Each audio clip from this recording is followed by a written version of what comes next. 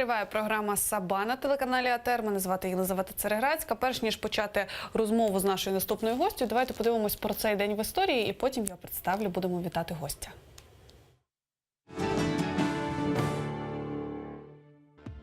21 грудня 1944 року прем'єр-міністр і міністр оборони Японії генерал Хідекі Тодзьо став начальником штабу Збройних сил і, отримавши контроль над всією японською військовою машиною, став фактичним диктатором країни. Після втрати контролю над Тихоокеанським регіоном Тодзьо спробував скінчити життя самогубством, однак був врятований американськими лікарями. Після закінчення Другої світової війни відданий під міжнародний військовий трибунал і за його рішенням повішений 22 грудня 1948-го.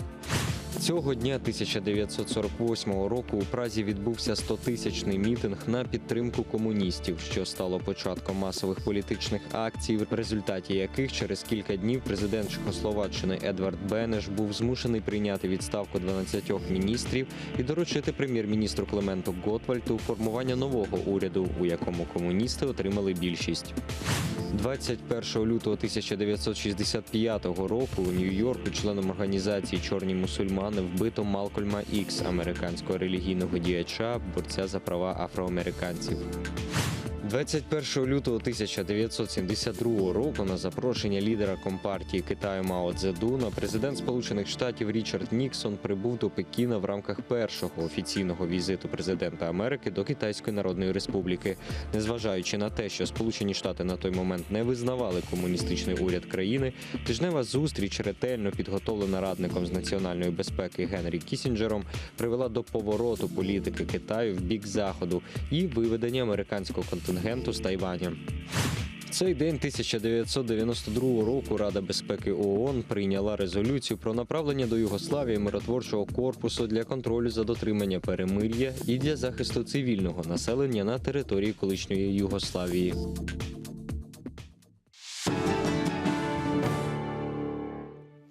А тепер до наших тем. У нас у гостях в студії психолог Тетяна Мазніченко, дитячий психолог. Доброго ранку, пані Тетяна. Добрий ранок. Сьогодні будемо обговорювати таку непросту тему, яка останнім часом все більше і більше обговорюється у соціальних мережах і навіть на новинних ресурсах. Я її бачу все частіше, і цього разу навіть мова йдеться вже безпосередньо про Україну. Але давайте спершу почнемо, пригадаємо випадок, зокрема наші глядачі, коли у соціальну мережу Facebook виклали відео, де учень середньої школи у Теннесі Кітон Джонс потерпає від знущань у школі, і його мама не витримала і виклала власне це відео. Давайте подивимося, потім будемо обговорювати. Just out of curiosity, why do they bully? What's the point of it? Why do you find joy in taking innocent people and finding a way to be mean to them? It's not okay. What do they say to you? They make fun of my nose. They call me ugly. They say I have no friends. What'd they do to you at lunch? Pour milk on me and put a hand down my clothes. Threw bread at me. Is it just you? Yep. Or is it other kids too that feel that way? Say it's other kids too. How's that make you feel? I don't like that they do it to me, and I for sure don't like that they do it to other people, because it's not okay. People that are different don't need to be criticized about it, because it's not their fault. But if you are made fun of, just don't let it bother you. Just stay strong, I guess. It's hard. But it'll probably get better one day.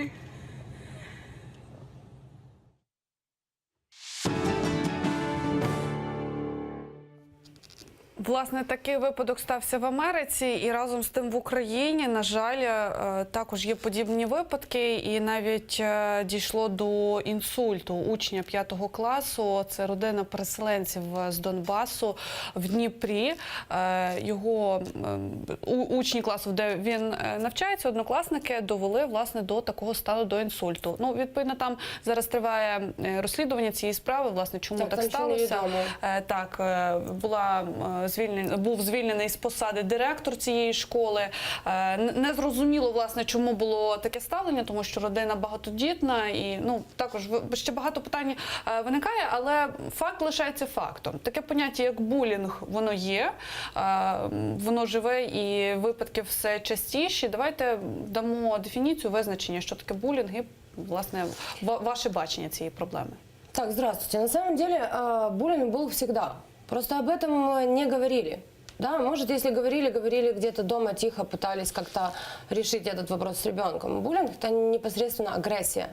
Агрессия, жесткость, да, проявление от одного индивида к другому, от одной особи к другому. Но зачастую выбирается слабая особь, на которую оказывается психологическое давление, которую можно где-то унизить, где-то задеть, высмеяться, да. И вот даже сейчас мы видели мальчик адекватный, мальчик нормальный, да, можно уже об этом говорить, с логической цепочкой, но есть некоторые моменты на лице. Это его нос, да, точнее форма носа. И, скорее всего, кто-то, у кого была агрессия, и у которого есть и сопутствует агрессия по жизни, и которая, скорее всего, является доминантной чертой характера, проявлял какие-то ответы, какую-то обидную форму, да, на обидчика. Скорее всего, мальчик просто не мог заступиться за себя, не мог дать сдачи, дать отпор.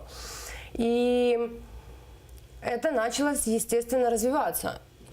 Пані Тетяно, от скажіть, от ви говорите про те, що це поняття існує вже дуже давно, про нього просто не говорили.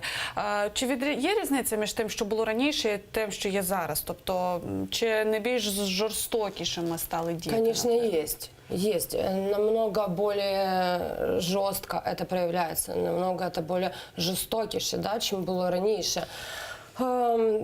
Если задать вопрос, почему, мне кажется, на сегодняшний день очень мало внимания уделяется нашим деткам. Очень мало. Если ребенок агрессивничает с детства, мы как-то закрываем глаза и говорим, что это все нормально. Не так давно мы то же самое могли видеть видео, где отец учит своего ребенка напрямую давать сдачу. Подходить, бить учеников, бить учителей, да, то есть мы это поощряем, и мы это сейчас воспринимаем как за силу. Хотя раньше сила воспринималась как уважение, да, внимание какое-то, забота. Вот это вот была сила. Сейчас понятия, они изменились, очень сильно изменились. И поэтому и проблема с жестокостью детской особенно, она стала намного ярче. Плюс, о чем, когда начинают бить тревогу. Бить тревогу начинают, когда уже ребенок побит, когда у ребенка есть конкретные последствия. И не только на теле, но уже и видимые психологические. То есть на этом видео я явно вижу, что парень молодой, он доведен до критического состояния. Он подавлен, он эмоционально лабилен, он уже не может сдерживать свои эмоции. Поэтому он и позвонил маме, да, дабы, возможно, скорее всего, выплакаться и попросить защиту. Скажіть, власне, от чим це зумовлено? Я постійно чую те, що от діти дуже жорстокі. Це навіть такі вже, я не знаю, така фраза, яка насправді укорінилася в нашій підсвідомості, і про це постійно говорять. Але ж чому це так відбувається? Через нестачу виховання, якихось все ж таки етичних моментів, тобто етикет ще не надто, я не знаю, викладений в нормальній формі, аби людина розуміла, що доречно, що недоречно робити дитина. Чому це спостерігається?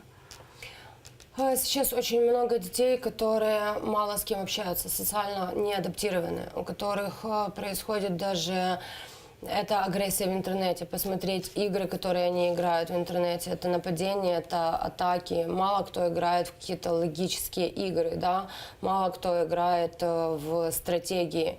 В основном это бой, приключения, да, с боем, жестокие игры. И как правило, когда это проявляется уже в поведении, что родители говорят? Перерастет.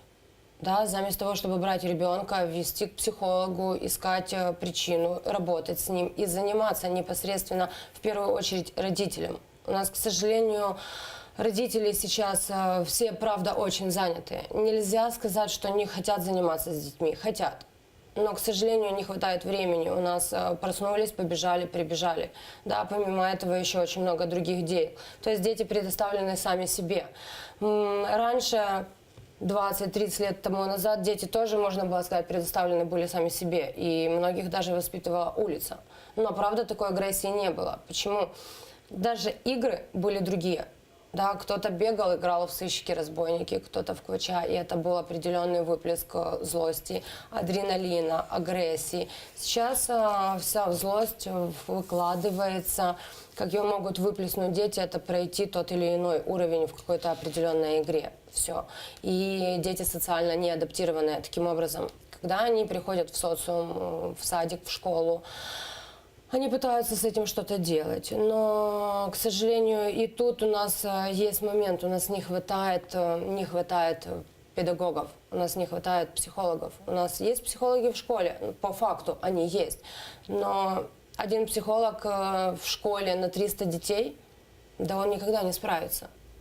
Он никогда не справится, и он никогда не сможет откорректировать чувства, откорректировать поведение ребенка, откорректировать его дефекты. Ему одному он не то что не справится, это непосильная работа. Тут надо хотя бы один психолог на 10 человек, на 10 деток. Потому что детская психика, она ранимая. И можно очень ранить ребенка и сделать еще хуже, и еще глубже создать эту проблему. От я, власне, хочу дещо більше зупинитися саме на тому моменті, що робити. Тому що, ви вже опосередковано відповідаєте на це питання, але все ж таки я хочу розділити на дві категорії. Тобто, що робити батькам, які відправляють дитину там в школу або нехай там в дитячий садочок, там, де на нього чекає реально соціум, де вже він один, без батьків, без такого нагляду викладачів. Як виховувати, що пояснювати, як налаштовувати дитину, яка не має там якихось очевидних, припустимо, вад, це просто там звичайна середньостатистична дитина, яка йде. Але ми розуміємо, що вона може зіштовхнутися з певними проблемами, з дітьми, які не такі. Що потрібно говорити, як потрібно налаштовувати дитину. І наступна, це друга категорія, як потрібно розмовляти і виховувати, власне, дитину, у якої, наприклад, як у цього хлопчика є така вада. Я так розумію, що це ефект заячої губи, так? Є такий вроджений такий недолік. Власне, що робити, як говорити з дітьми на тому рівні, на якому це доступно, не на професійному? Тобто не коли психолог вже спілкується з дитиною, а коли все ж таки батьки? Всегда надо понимать то, что у твоего ребенка есть что-то, чем он отличается, чем он особенный. И эту особенность могут родители преподнести так, что это его не недостаток, а его особенность на самом деле. И он этой особенностью или благодаря этой особенности выделяется и отличается от толпы. Да, почему? Потому что эффект толпы, он самый сильный. Всегда надо говорить о том, что ты можешь слышать какие-то слова обвинения, слова унижения, да, и учить ребенка реагировать на это. Отстаивать свою позицию, говорить, что так, у меня есть, да, ни в коем случае не тыкать носом, а ты посмотри, что есть у тебя, потому что всегда есть жертва и всегда есть агрессор. И агрессор, как правило, он сильнее, психологически сильнее и физически сильнее. И тогда будет еще больше, да, пойдет сравнение, и они будут цепляться. И таким образом он будет провокатором. Говорить ребенку, что ты у меня особенный, ты у меня любимый. Приходить домой, разговаривать, особенно если ребенок приходит в подавленном настроении. Что случилось, кто тебя обидел, за что, почему, узнавать, как произошло, чтобы ребенок хотя бы разговаривал первично об этом дома. Второй шаг – это психолог, да, работа с психологом, психологическая работа, направленная, специализированная работа.